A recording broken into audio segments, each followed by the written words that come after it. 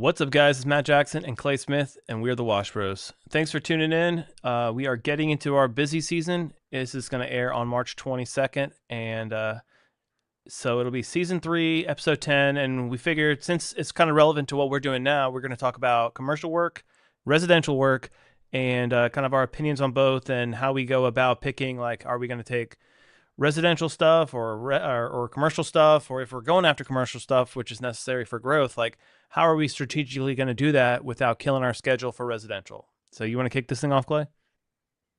Yeah, so I think that a lot of us, when we first get going and we're familiarizing ourselves with the pressure washing industry, we are new business owners, and we're trying to figure out which route to take. A lot of people think that the commercial route is the best route to go. And I guess that's because of the big tickets. And the thing that we're not thinking about is most of the time when you're seeking after a commercial work, it's a net 30, it could be a net 60, it could be a net 90. So all the overhead that you've had in that job, you got to eat until you're paid for that job. Versus residential, you're going out to that job and you're paid before you leave. So it's two different strategies that you got to kind of seek after. Just because this guy's wanting to pay $10,000 to wash his strip mall and sidewalks doesn't necessarily mean it's going to be as healthy as your business versus going and keeping that schedule full with residential. And I think that's where a lot of people get stuck confused as far as getting going into the industry. The residential side, I've always said this, and I've said it a couple of times in our previous episodes, is residential pays the bills and commercial bills the capital. So you got to be very careful on the things that you do. I know that a lot of guys run their business exactly the way I'm about to tell you. What they do is they start their business, they're busy, busy, busy, busy doing residential. Then they have a commercial opportunity come about and they push that whole schedule back for all that residential work just because they have a $5,000 opportunity. When all along, these residential customers, they're going to call you back year after year. This commercial guy, 9 times out of 10, you're never going to hear from him again. And that's just been my experience with the pressure washing industry in the 6 years that I've been doing this and the hundreds and thousands of dollars that I've made doing it. I've watched a lot of stuff. I've been through a lot of things with certain people, residential and commercial. I do have my good commercial guys that always call me, and I have my residential guys that always call me. But the commercial work is not always going to be as loyal as your residential guys. Exactly right. It's usually going to be a price battle. So I don't know how large of a scale you guys can operate on, but usually you're going to have to compete with really efficient companies. They got multiple trucks, or they're rocking these like 30-gallon a minute setups per truck with like an ability to clean work really fast. So you're not really charging price per square on commercial. Usually that's going to be like how a business, they're going to look at the line item. They're going to say that's within budget. That's fair. Say they get 3 quotes. Somebody's going to be at an appropriate price point. They're an established company doing volume. They're insured properly. They understand how to market themselves within the right channels, whether it be like LinkedIn, connecting with property management people. Like, it's a more professional approach than just simply running Facebook ads, having a Google page, or like going door to door. So like the commercial game's a different space. Also, like to Clay's point, the biggest issue I find and I've found in commercial is when you're getting paid. So like you said, if you're tight, if you're new in business, you don't have a lot of cash on hand, and you got employees to pay, you got cost of goods associated with the jobs, you got living expenses, and like he was saying, if you're gonna take that $5,000 opportunity, know that you might not get paid for like 30 to 60 days, could be even longer. So yeah, when you do the total math, you're like, okay, if my team was on this project for 3 or 4 days, how much does that cost me to run? How much do I have to pay my guys? And then how soon do I get paid on that myself? Like, a problem we ran into when we were starting to scale was accounts receivable. And that just means like waiting on your money. So if your accounts receivable are bad because you've got a lot of commercial work, what we had to do and what we did was maintain that consistent pipeline of residential. Because like Clay says, the commercial work builds capital, meaning it moves money in your bank account. Like, you got $5,000, $10,000 added to your bank account. That residential makes the cash flow. So like, okay, I got $1,000, I got $1,500, I got $2,000, whatever that cash flow rate, whatever that churn rate of money is, that's necessary to keep you from becoming insolvent, meaning like keeping you from like not overdrafting your account and paying all your bills. That's important from residential. Again, if you're new and you don't have a lot of cash in the bank, that's kind of the vital steps necessary. You can't just say, "Oh, I'm going to start from scratch," and then like I got $20,000 is going to pay me, and then all your bills are due and you got no money in your account. So like it's important to us to always have our foot on the gas with residential. That way, it keeps us alive. It gives us gasoline in our business to push forward. And as we scale and grow a little bit more, buy skids, have some capital for the slow season, have some capital for expansion, those $20,000 plus jobs really help us move the needle because the residential is paying our bills.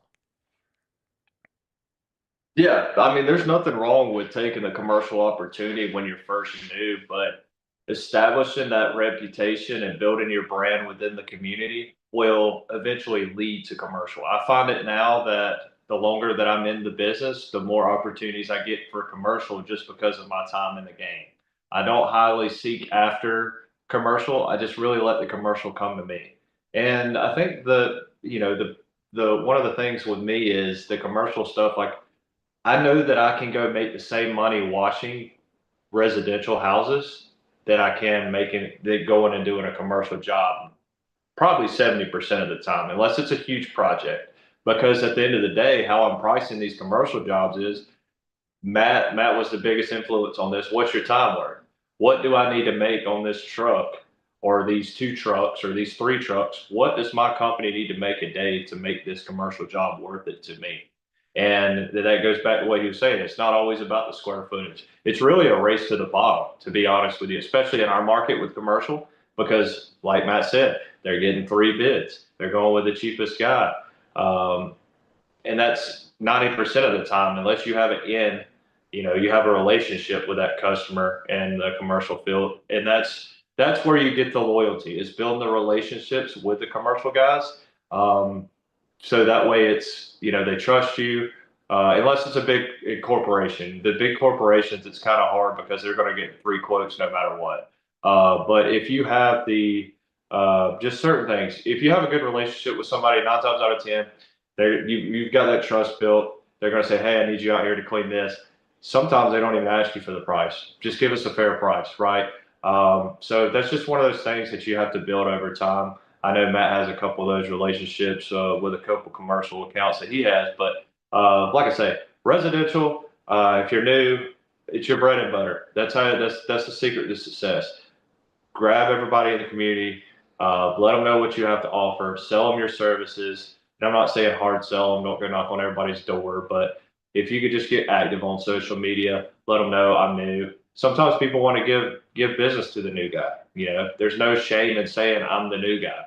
Like I'm trying to provide for my family. People love that crap. I wish I could still use it now, but I can't.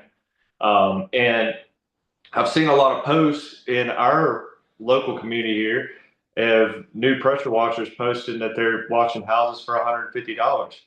Hey, I respect a hustler, right? But if you've been in business for 2 or 3 years and you're still offering $150 house washes, you're only shooting yourself in the foot, especially in the long run. Because when those customers call you 2 years from now, they're going to still want that $150 house wash. And they're just, with a healthy business, I just don't see how you can afford it. I can't pull out of my driveway for no less than $300. So just as far as being new, I used to wash houses when I was, getting started. I didn't have any overhead. So, and $150 to wash a house. I mean, I'll have somebody come wash my house for that and have the equipment sitting in the yard, right? So, as long as you do a good job, build your reputation with these residential guys, the commercial will come. Exactly. And uh I've gotten a lot of relationship based deals off of like my residential and like kind of like how my name is positioned in the community and on Google and on reviews. Because if you notice, a lot of these commercial companies that are big players, they have like 8 reviews on Google. They're not positioned correct. They're not positioned the same way you position yourself to be a leader in residential. They're focusing more on like the professional buyer. They're cold calling people. They're connecting relationship based. They're going to these trade events. Like commercial is more, it's a completely different approach than say like residential, okay, look how many Facebook followers, how many times can I post in a social media Facebook group, how many neighbors can I get referrals from. It's a different game. I probably did last year like almost $100,000 in commercial work, and a good chunk of that came from relationships, meaning people who were using me from a residential standpoint, and then they work as like a facility director somewhere. That was my college connection, or I pressure washed a guy's house, and then he works at a massive warehouse, and then we did his business. So like that'll get you in. But if you want to be like really proactive about hustling and getting into commercial work, that's going to take a different beast, a different boat. And usually you're probably going to have to lead with value, or like you're going to have to lead with doing something for free. You're going to have to spend a lot of time like schmoozing somebody, figuring out like getting a vendor packet together. So you want to make it as easy as possible because these people are hounded by people 24/7. And what works on social media where you kind of are just spamming somebody doesn't necessarily work with a professional buyer. These people have their guards up. They know you got to go through gatekeepers. You're just going to send emails to these people and they're going to be like, oh, another spammer, another spammer. Residential, you can post the same crap all the time in a Facebook group and somebody's going to bid on you just because it's a different type of buyer, it's a different energy. But like you have to be properly insured. Usually most of you guys don't have the right insurance to be able to get into commercial work. You got to have workman's comp, or some, if you're in a state like us, you have to have an exemption for workman's comp, but you still have to have workman's comp. A lot of times even a ghost policy doesn't cut it, because I think Clay got a job that I took because his policy wasn't thick enough on the workman's comp standpoint for them. So they're like, and then you do the math and you're like, okay, well, I can get $2 million of an umbrella. I can get my commercial policy, my workman's comp policy to cover this much on like vehicle damage or employee this or employee that. And then it's going to cost me another $1,000 a year. Is this worth me upping my insurance just to get an opportunity to low bid this, unless I'm really serious about going forward into that? And there's a couple of like property management companies where it's like you have to look at yourself and say, am I built and structured enough where I can be super efficient and I can knock out this work really quickly? Am I set up where I can run off of hydrants? Am I set up where I have a ton of buffer tanks and I have a ton of equipment? And I'm kind of like these guys you see on social media where they got 36 gallons a minute rocking one truck. It's like three normal guys, three normal trucks.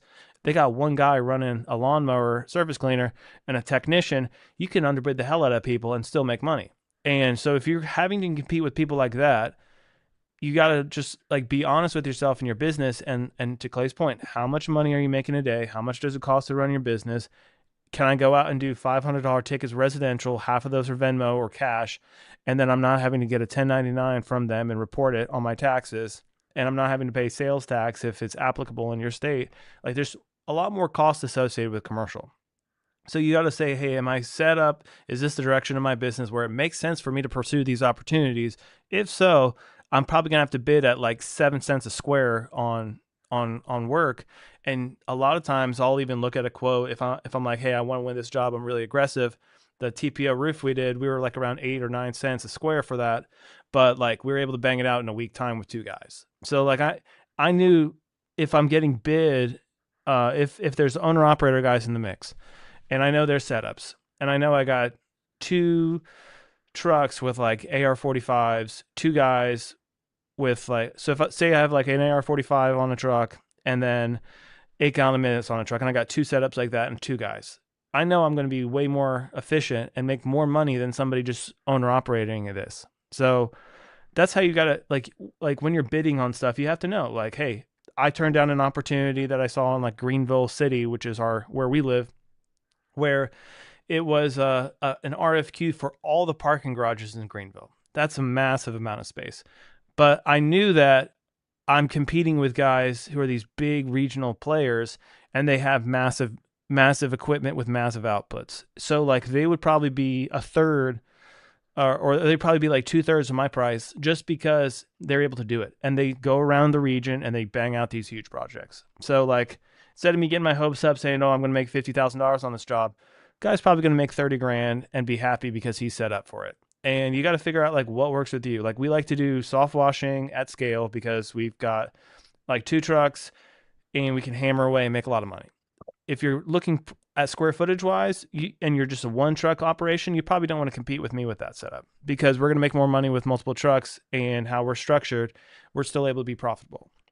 We're not super set up to do a ton of flat work because we don't have high powered, high GPM machines. So I'm not trying to compete with a lot of big bids on like big surface cleaning. Like you see guys online, like it doesn't make sense for me to try to go up against like Heath or somebody, or like a Nick Stanton, where they got the setup where they're dialed in to like really kill surface cleaning. So like understand where you fit in, and understand like who's the target audience you want to go for, because like you almost have to pick it and choose. Like you can't just randomly go about it like you can with residential.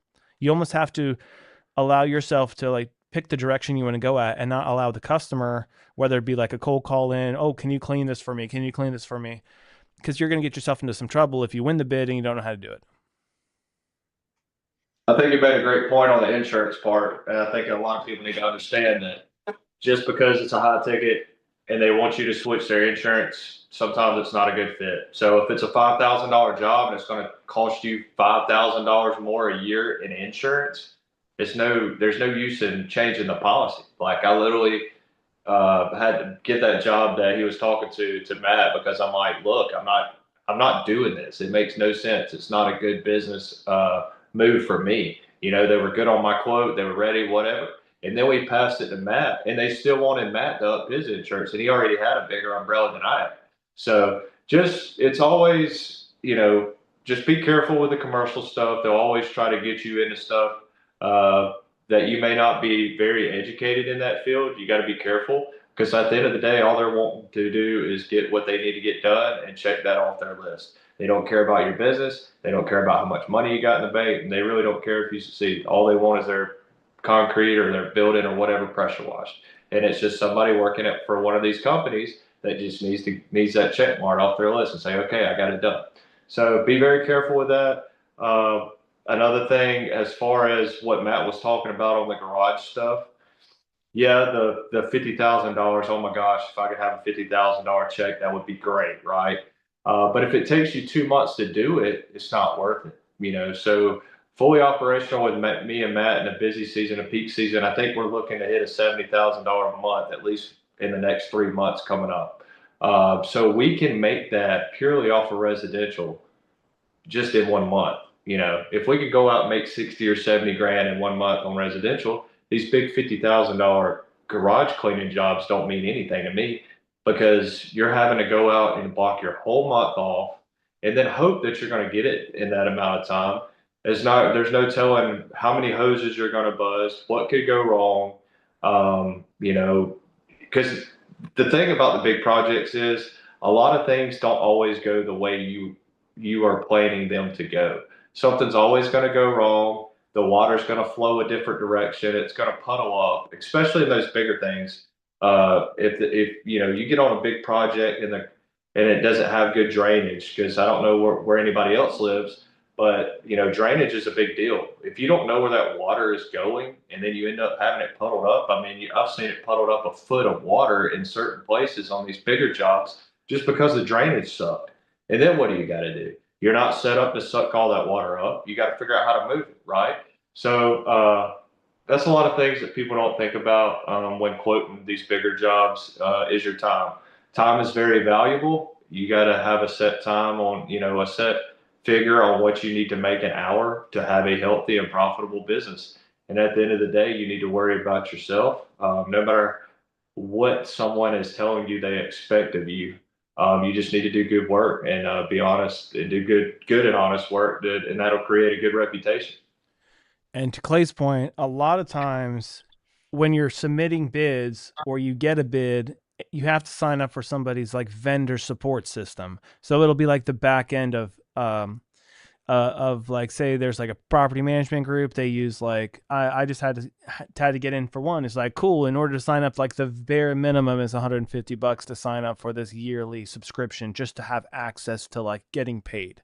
And That's just a good vendor. vendors, yes. So like you start to do the math, you're like, okay, my city licenses that I have for every city that I work in, my vendor support yearly contracts for every one of these that I'm in, then you do the math and you're like, okay, I have to be doing a lot of volume for this to justify me moving away from just residential work where it's not as convoluted. So you almost have to make a it sounds silly, but you almost have to say, all right, do I want to be part-time in this, make most of my money almost under the table, and then do like friends and family, do weekend stuff, do Facebook stuff.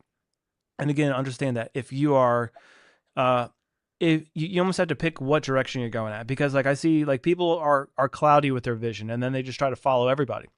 Do you want to be the guy that's like super commercial focused? Do you want to be like big capital investment in your equipment and your machines and your and dedicate a ton of time into doing this? But you're also set up, because I see guys around in my area where they want to be Mr. Big Bad Commercial, but they don't have the infrastructure, they don't have the trucks, they don't have the equipment, they don't have the they don't have the ability to like efficiently clean at the price required to do all that stuff. It's like, hey, it's a different beast. If you want to pick that, go all at it. Cool.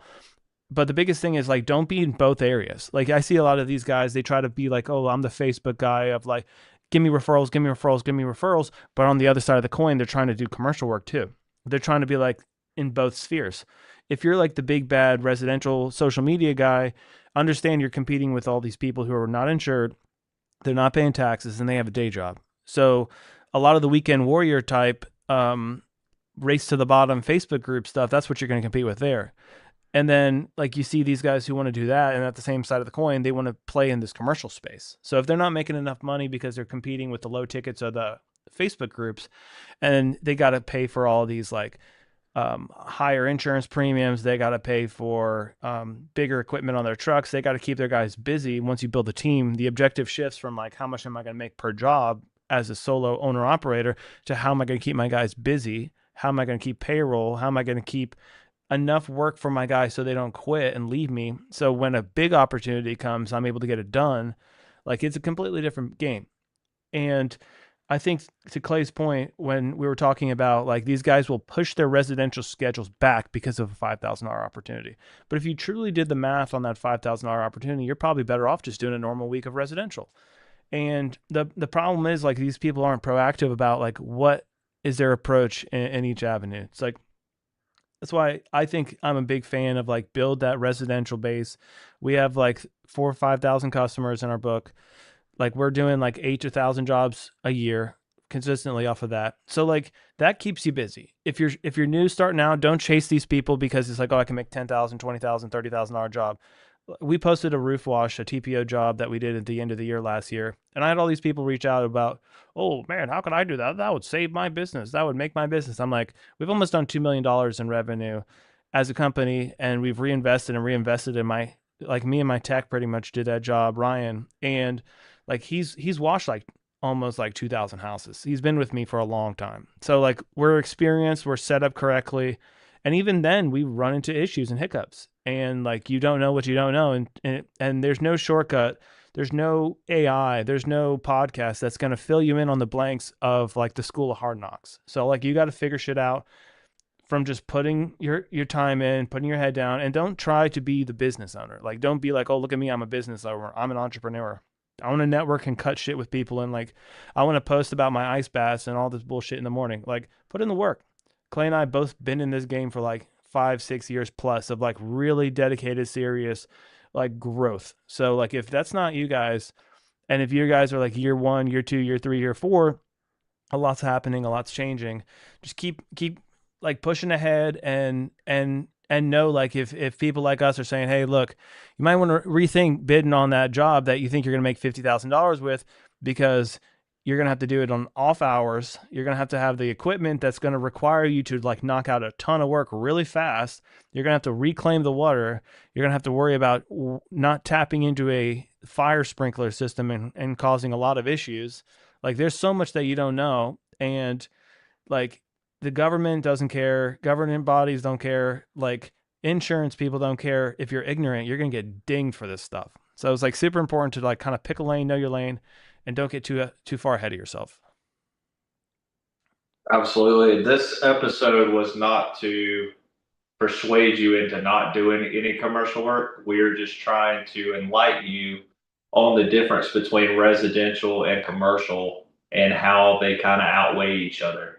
because you could literally kill your business if you were to get a big commercial opportunity during peak season when all the residential work is coming in and you've pushed off all that and told them you were too busy, and here you are working on the, $20 or $30,000 job that's going to take you however long, especially if you're a solo owner operator.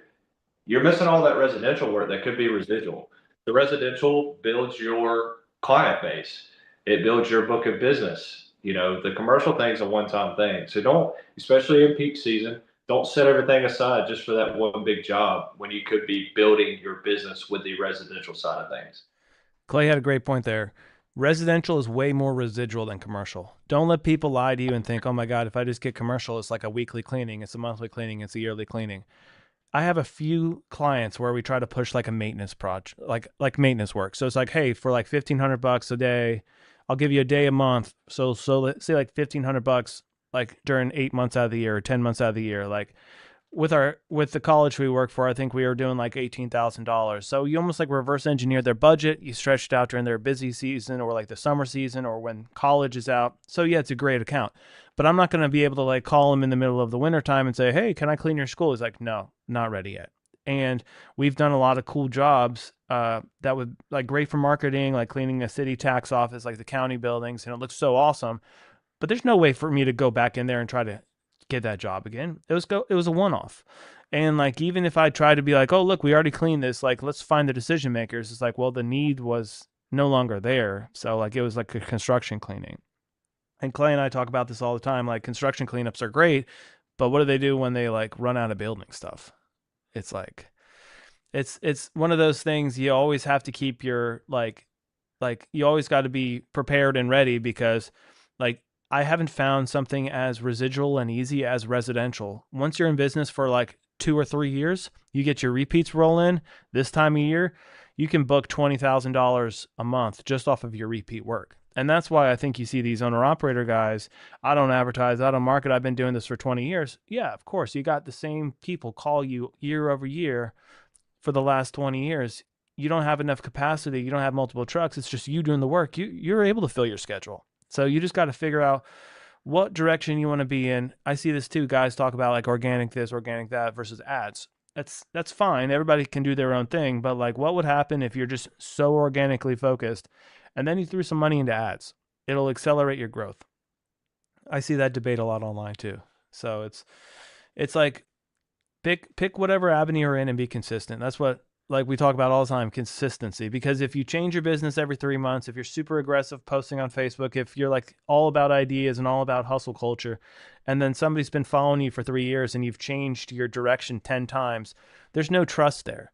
Like people trust you because of your consistency. And if you show up year over year and you're the same thing, yeah, you make some minor improvements here and there, you like correct your brand, you like pivot a little bit, that's great, that's growth.